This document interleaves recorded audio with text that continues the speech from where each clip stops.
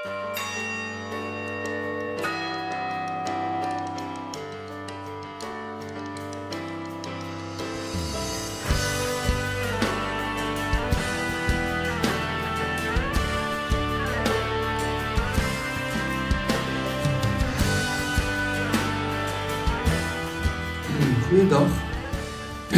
baie welkom by nog 'n digitale diens.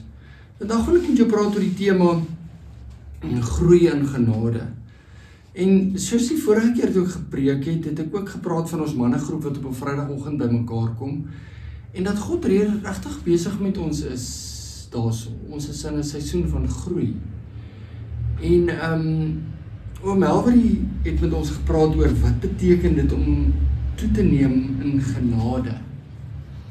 En dit het my op 'n reis gesit en kom saam met my op die reis en kom hoor wat die Here op my hart gelê het oor hierdie tema en miskien kan jy ook verder self daaroor gaan nadink. Askies, kom ons bid saam. Liewe Here, Heilige Gees, lei ons vandag. Mag die woorde wat vandag gespreek word, getuig van wysheid en insig en kennis en genade. O Heilige Gees, mag ons slegs vir Jesus verheerlik deur die woorde wat gespreek word. In Jesus se naam. Amen.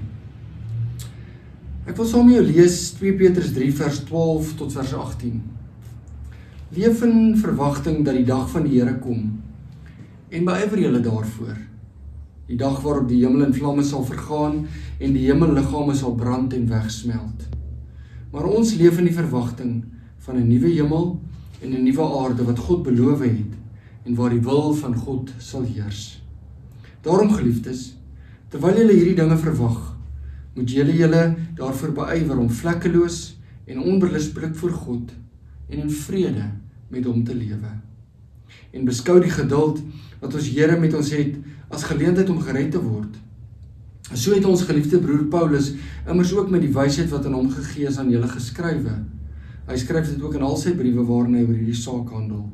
Daar is dinge in sy briewe wat moeilik is om te verstaan.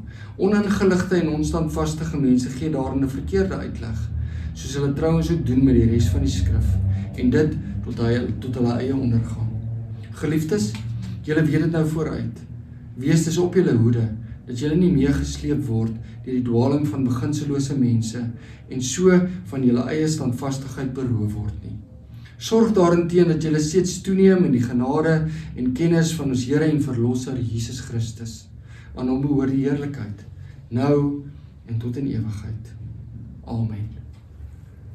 Vers 18 sê, ons moet toeneem in genade en kennis van Jesus. Ons weet baie goed wat dit beteken om toe te neem in kennis, om meer van iets te leer, ons is bekend daarmee, dit is nie vir ons iets snaaks nie, maar wat beteken dit om in genade toe te neem? Die eerste klou gee die vers vir onsself. Stefan Jouwer sê altyd, ons moet net lees wat daar staan. Die vers gee dit vir onsself. So daar staan, ons moet toeneem in genade en kennis van ons Here en Verlosser Jesus Christus. Here en Verlosser Jesus Christus. Kom ons praat bietjie oor hierdie 3 name van Jesus, want dit is waarna ons moet toeneem in genade en kennis. Die eerste een is Here. Here verwys na Jesus se soewereiniteit. Hy is Heer, hy is in beheer. Die Engelse woord is sovereign. The king is sovereign. In die ou dae kon die koning net gesê het af met sy kop en hy moes afgekap word, want die koning het absolute mag. Hy is soewerein. Hy alleen kan besluit. So, Jesus is soewerein. Hy is in beheer oor alles. Glo ek dit? Dit is moeilik om te glo. Vrees ek die Here? Spreuke 1 vers 7 sê, die vrees van die Here is die beginsel van kennis. Die vrees van die Here is die beginsel van kennis. Wat beteken dit? Om die Here te vrees, dit beteken hy is in beheer, want dit wat jy vrees, dit beheer jou. As jy geld vrees, dan gaan geld jou beheer. Wat beteken dit om in die Here te vrees? Dit beteken, dit is soos om jou pa te vrees, dit is soos om respek en liefde te hê vir iemand en te doen wat hy sê, omdat jy 'n vrees vir hom het, omdat jy 'n respek en 'n liefde en 'n ontzag vir hom het. As jy 'n respek en 'n liefde en ontzag het vir geld, gaan dit jou beheer. As jy 'n ontzag en respek en vrees en vir verlies het, dan gaan dit jou beheer. As jy 'n vrees het vir eensaamheid, dan gaan dit jou beheer. Wat jy vrees, gaan jou beheer. En wie wil ek hê met my beheer? Wat wil ek hê met my beheer? Ek wil hê Jesus met my beheer. So om toe te neem in genade en kennis van die Here, wat soewerein is, wat absoluut in beheer is. Here en Verlosser. Die tweede eienskap van Jesus wat hier in sy naam tentoon gestel word, is Verlosser. Verlosser van wat? Verlosser van die dood. Die dood is ons grootste vyand.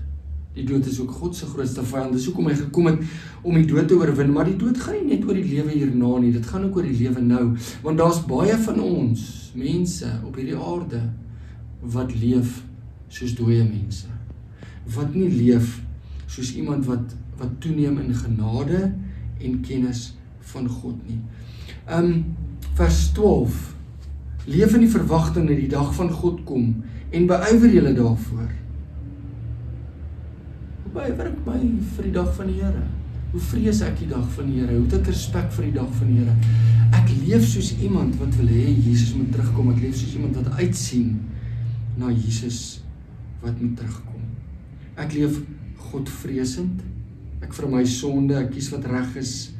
Ek lewe tot eer van God. Ek groei in my verhouding met God, ek bid gereeld, ek lees my Bybel en ek deel die evangelie met mense. Jesus, my verlosser, verlos ons van die dood. Hoekom kom Jesus nie terug nie? Hy sê dit duidelik in 2 Petrus 3 vers 9, hy sê dit hier ook. Die Here stel nie die vervulling van sy belofte uit nie, al dink party mense so. Nee, hy is geduldig met julle, omdat hy nie wil hê dat iemand verlore moet gaan nie. Hy wil hê dat almal hulle moet bekeer. Sien jy die genade in dit? Dat Jesus eers wag totdat almal die geleentheid gehad het om te hoor.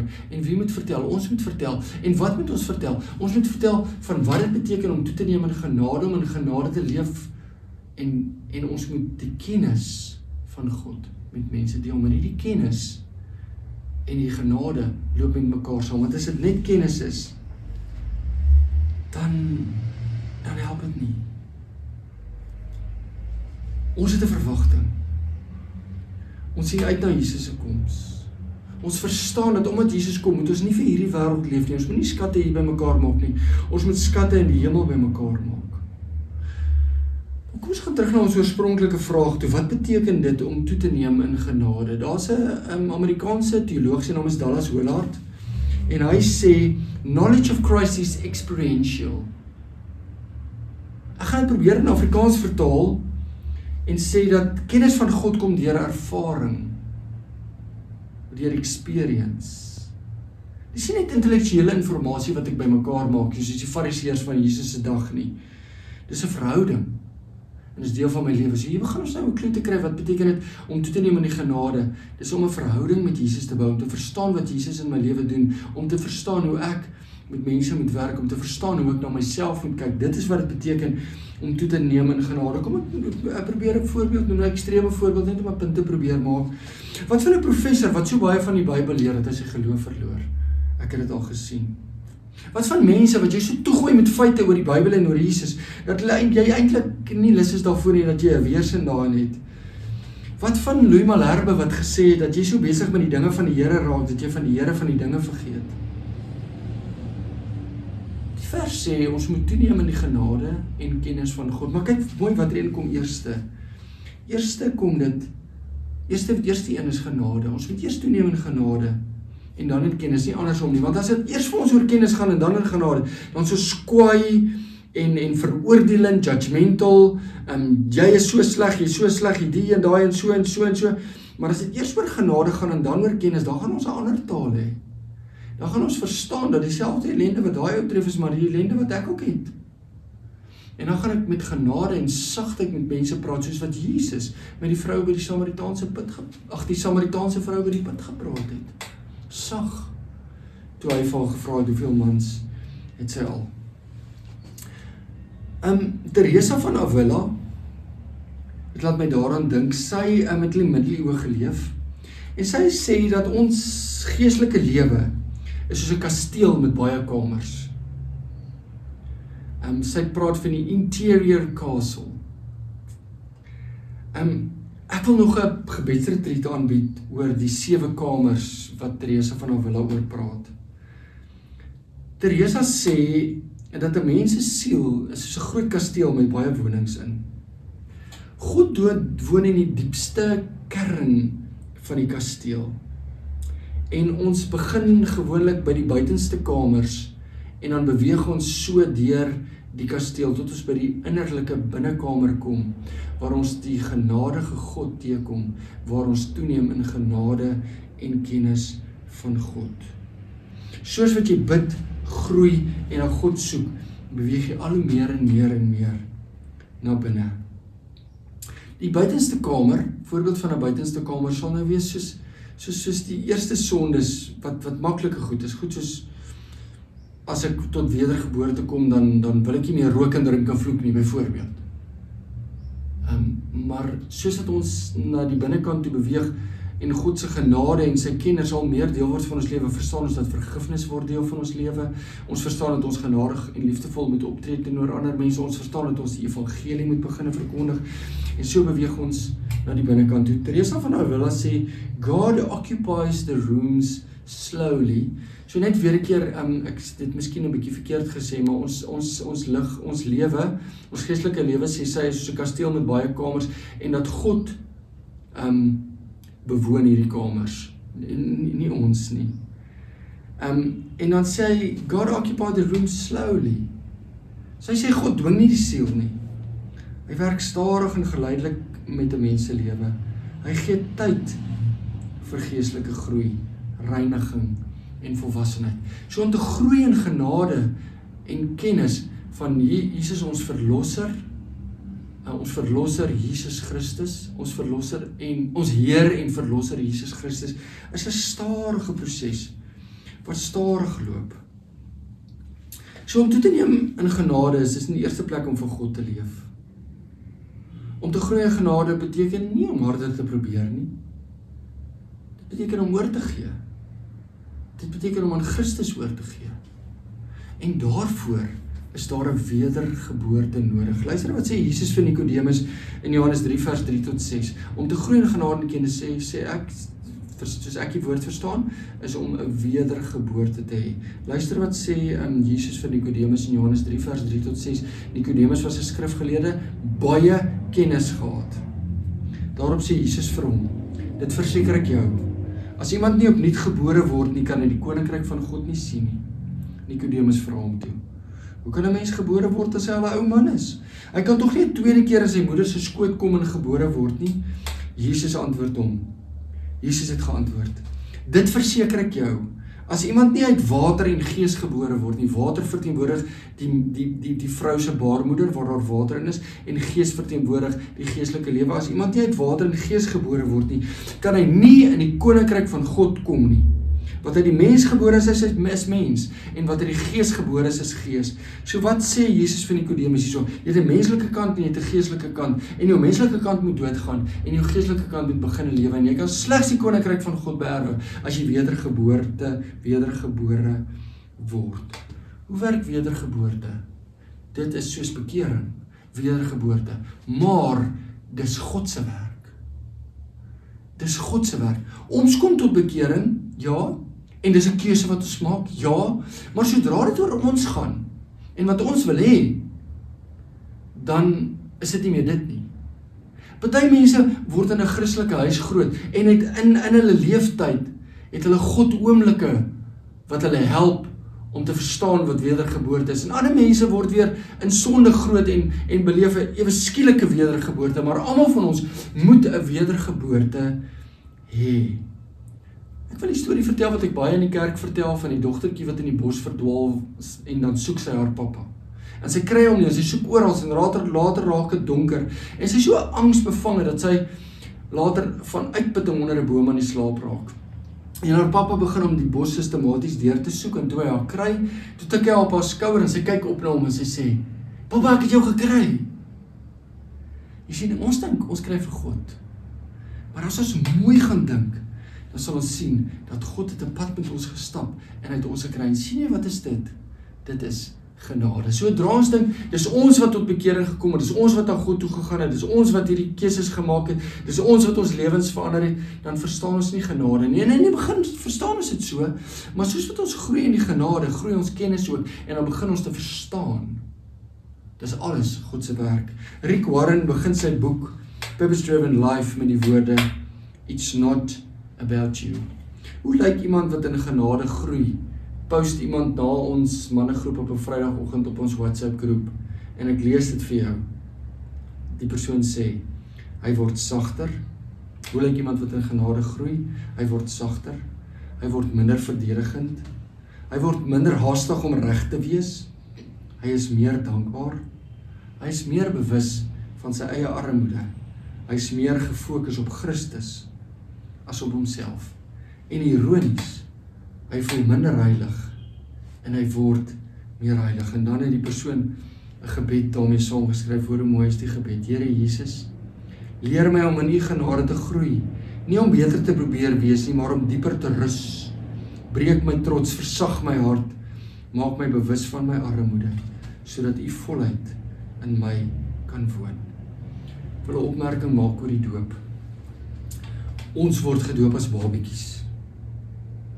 En God kom maak 'n verbondsbelofte aan ons. Ons word gedoop in die naam van die Vader en die Seun en die Heilige Gees. In die naam van die Vader kom beloof God aan ons dat hy sal vir ons 'n hemelse Vader wees. In die naam van die Seun kom beloof God aan ons dat hy vir ons sal verlos van die dood, dat hy vir ons 'n verlosser sal wees. En in die naam van die Heilige Gees kom beloof God dat hy in ons sal woon. En hierdie dinge is 'n geweldige gawe van God. Maar hoor wat sê die doopformulier. Formulier is 'n Latynse woord vir geskrewe preek. Wat is die doop? Die doop in die naam van die drie-enige God, die Vader, Seun en Heilige Gees, beteken en verkondig dat ons en ons kinders wat as sondaars in die wêreld gekom het, ons uit water gebore, né? Slegs in die koninkryk van God kan kom as ons opnuut gebore word, deur die Gees gebore kan word. So ons kan nie in die koninkryk van God kom as ons nie opnuut gebore word nie. Doop gaan ons nie in die hemel kry nie. Dis genade dat God hierdie belofte aan ons kom maak met ons doop, en dat ons dan in 'n Christelike huis groot word, en dat ons dan 'n bekeringsoomblik het, of dat daar momente in ons lewe is om vir ons die volle wedergeboorte te gee. So om nie gebore te word beteken om 'n nuwe lewe te hê in Christus. Terug by Dallas Willard se experiential knowledge, ervaringskennis of kennis deur ervaring. Dit gaan meer as net oor feite van Jesus. Dit gaan daaroor om Christus, Jesus persoonlik te ken, om hom te vertrou en te gehoorsaam, om sy karakter te leer ken sodat hy ons karakter kan verander.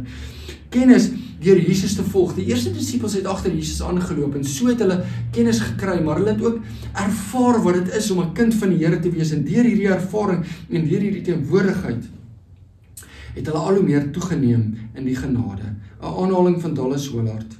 The goal is to learn to live our lives as Jesus would live them if he were us.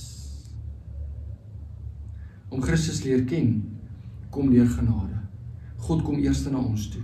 Hy is baie lief vir ons. Maar hy is te lief vir ons om ons te los soos wat ons is. Ek lees vir jou Filippense 3 vers 10 tot 11 van Paulus, 'n man wat geweet het wat dit beteken om in genade te leef. Luister wat hy sê: al wat ek wens is om Christus te ken, die krag van sy opstanding te ondervind en deel te hê aan sy lyding deur aan hom gelyk te word in sy dood, in die verwagting dat ek self deel sal hê aan die opstanding uit die dood. Om toe te neem in genade beteken is om Christus werklik te ken. Om hom te leer ken is om te lewe saam met hom. Om saam met hom te loop, soos sy disippels saam met hom te loop. Om 'n begeerte te hê om hom te dien. Om alles vir hom